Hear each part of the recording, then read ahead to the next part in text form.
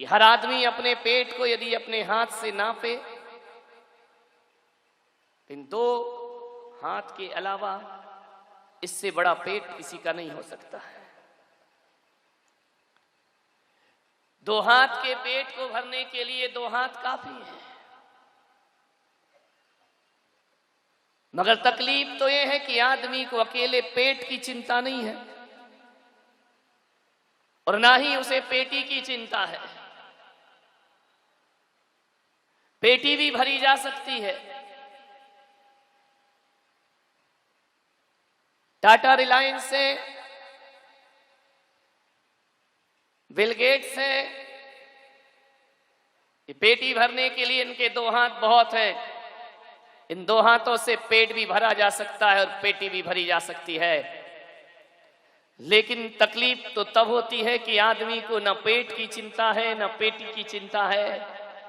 अब पेटी की चिंता ज्यादा नहीं है, आदमी को यदि चिंता है, आदमी यदि भूखा है तो पेट और पेटी का भूखा नहीं है। आदमी यदि भूखा है तो भूखे मन और भूखी निगाहों का भूखा है। ये भूखी निगाहें और भूखा मन, ये भरना बड़ा मुश्किल का काम है। सारी दुनिया की दौलत पाने के बाद भी मन भूखा का भूखा रहता है, मन कभी भरता नहीं है। एक फकीर को एक सिक्का मिला चांदी का। वह सिक्का लेकर एक संत के पास पहुंचा। फकीर ने उस संत से कहा कि यह सिक्का मिला है, मेरे किसी काम का नहीं है। तो संत ने कहा एक काम कर, जो दुनिया का सबसे बड़ा सम्राट हो उसको यह सिक्का दे देना। दुनिया का सबसे बड़ा सम्राट? बोले हाँ, उसे ही ये सिक्का देना, ध्यान रखना किसी भिखारी को ये सिक्का मत दे देना। फकीर सिक्का लेकर राजपथ पे खड़ा हो गया। हजारों लोग आए और निकले। फकीर ने सिक्का दिखाया, जो सम्राट हो तो सिक्का ले। कहते हैं थोड़ी ही देर बाद उस राजपथ पर एक रथ निकला। रथ पर सम्राट है। फिर फकीर ने रथ रोका, बोला मैं तुम्हें ये सिक्का देना चाहता हूं। सम्राट ने कहा पागल है क्या, इस सिक्के का मैं क्या करूंगा? उसने कहा कि जो सबसे बड़ा सम्राट हो उसे ये सिक्का देना। तो उसने कहा कि सम्राट तो मैं ही हूं। फकीर ने कहा पागल हो तुम, इस सिक्के को ठुकराना मत। ये सिक्का ठुकरा दिया तो ध्यान रखना सम्राट पना खत्म हो जाएगा तुम्हारा। रथ से उतरा, दामन फैलाया, डाल मेरे दामन में ये सिक्का। फकीर ने कहा पहले पता तो करूं कि तू सम्राट है या नहीं है। सम्राट ने कहा कि बड़ा बेअकल आदमी है, स्वर्ण रथ में बैठकर जा रहा हूं, साथ साथ घोड़े मेरे रथ में जुते हुए हैं, ये पूरा लवाजमा जा रहा है, और तू कह रहा है कि सम्राट है या नहीं है, अंधा है क्या? उसने कहा अंधा तो मैं नहीं हूं, लेकिन परख तो कर लूं कि तू सम्राट है या भिखारी है। उसने कहा जुबान संभाल के बात कर, सम्राट को भिखारी कहता है, जरा सम्राट ये तो बता दो कि तुम जा कहां रहे हो।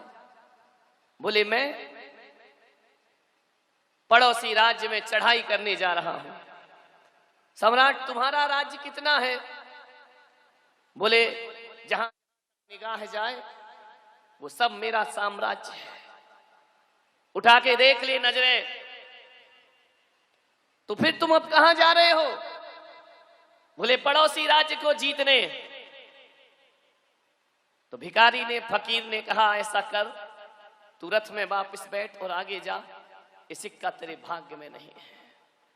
अरे उसने कहा क्यों? जितनी जितनी ये धरती दिख रही है उस पर आधा साम्राज्य तो मेरा है, और तू कहता है कि मैं भिखारी हूं। फकीर ने कहा जिसकी निगाह पड़ोसी के राज्य में हो मेरी नजरों में उससे बड़ा भिखारी दुनिया में कोई दूसरा नहीं हुआ करता है। जब ईश्वर ने इतना दिया है तो अब किस बात की तृष्णा लिए जी रहा है? जब जी ईश्वर की कृपा से तेरे को इतना साम्राज्य मिला हुआ है और फिर भी पड़ोसी पर निगाह रखे तो तू सम्राट नहीं हो सकता, तू भिखारी होता है। अरे पड़ोसी के धन पर निगाह रखने वाला उस चोर की तरह होता है जो दूसरों की कमाई हुई दौलत पर निगाह रखता है। इसलिए सम्राट, तू मेरी नजरों में सम्राट नहीं हो सकता है।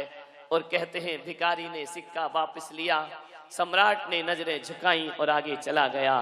एक बात ध्यान रखना, कौन भिखारी है कौन सम्राट है कहा नहीं जा सकता।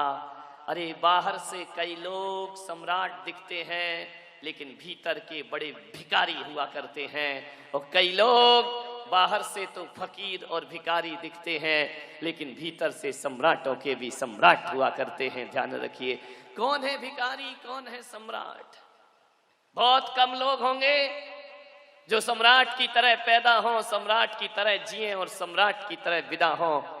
वरना आदमी पैदा तो सम्राट की तरह होता है, जीता भिखारियों की तरह है और दुनिया से विदा भी भिखारियों की तरह। एक सेठ था, लॉन में अखबार पढ़ रहा था, एक भिखारी पहुंच गया।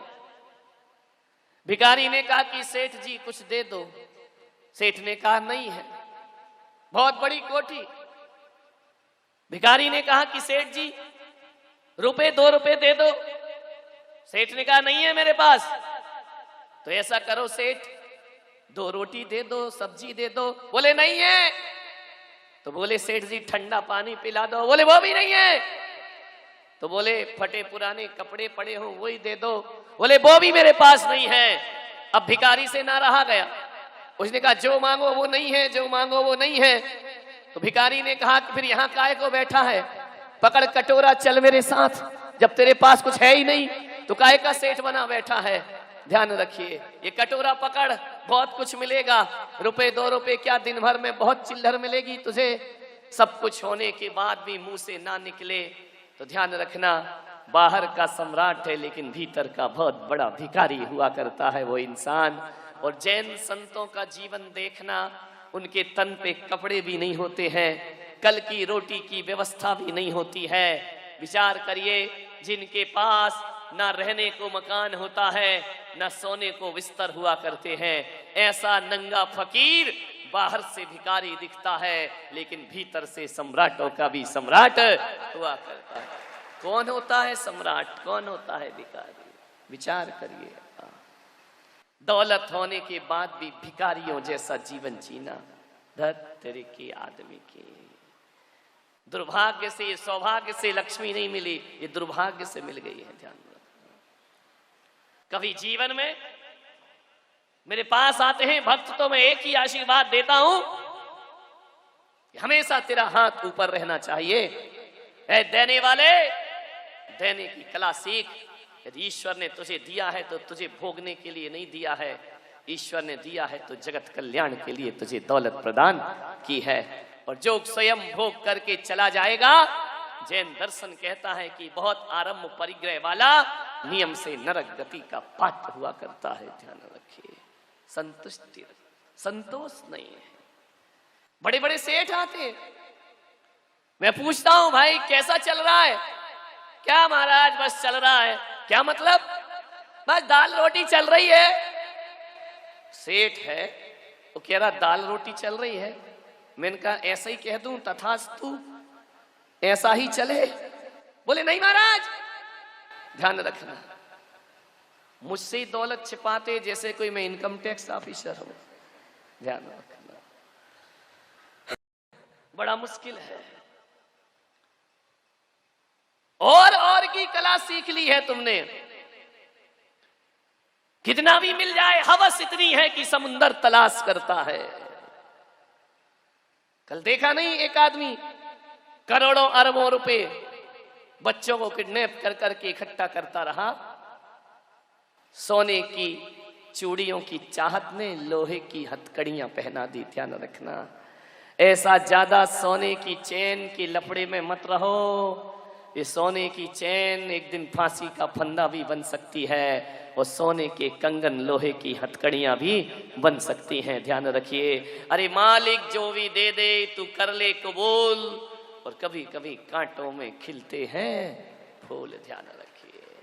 कितनी हवस है आदमी को, ऐसा दौलत के पीछे अंधा हुआ जाता है। उसके पास पत्नी को बात करने के लिए समय नहीं है, उसके पास रिश्ते नाते निभाने का समय नहीं है, उसके पास ये भी नहीं मालूम मेरे घर में कौन क्या कर रहा है। एक पति पत्नी मेरे पास आए, मैंने पूछा कि भाई साहब बताइए तुम्हारे कितने बच्चे हैं। अब वो धनपति सोच रहा है, ये ऐसे सोच रहा जैसे मोहल्ले के हो। सोच रहा, सोचते सोचते बोला महाराज 2। पत्नी ने 1 दिया। बोले पागल 3 है। 3 आदमी को इतनी दौलत की हवस से बच्चे नहीं मालूम कितने हैं। एक आदमी से मैंने पूछा कि तुम्हारा बच्चा कितना बड़ा है। बोले इतना बड़ा है। हैरान हो गया बंबई में मैं सुन के। मैंने कहा मैंने बच्चा पूछा है, कोई लौकी या कद्दू का साइज नहीं पूछा है। बोले नहीं महाराज मेरा बच्चा तो इतना ही बड़ा है। मैंने कहा ये क्या तरीका बच्चा का बड़ा बताने का। अरे बताना भी था तो ऐसा बताता, इतना बड़ा इतना बड़ा। इतना बड़ा बच्चा कैसे हो जाएगा। बोले महाराज दरअसल बात यह है कि जब मैं दुकान 7 बजे जाता हूँ बच्चा लेटा मिलता है, और 10 बजे जब लौटता हूँ बच्चा लेटा मिलता है। मैंने बच्चे को लेटे हुए तो देखा है, लेकिन बच्चे को कभी मैंने बैठा हुआ नहीं देखा। इसलिए मैंने कहा कि मेरा बच्चा इतना। विचार करिए, ऐसे ऐसे माँ बाप हैं जिन्हें ये नहीं मालूम कि मेरा बड़ा बेटा कौन सी क्लास में पढ़ता है और छोटा बेटा कौन सी क्लास में पढ़ता है।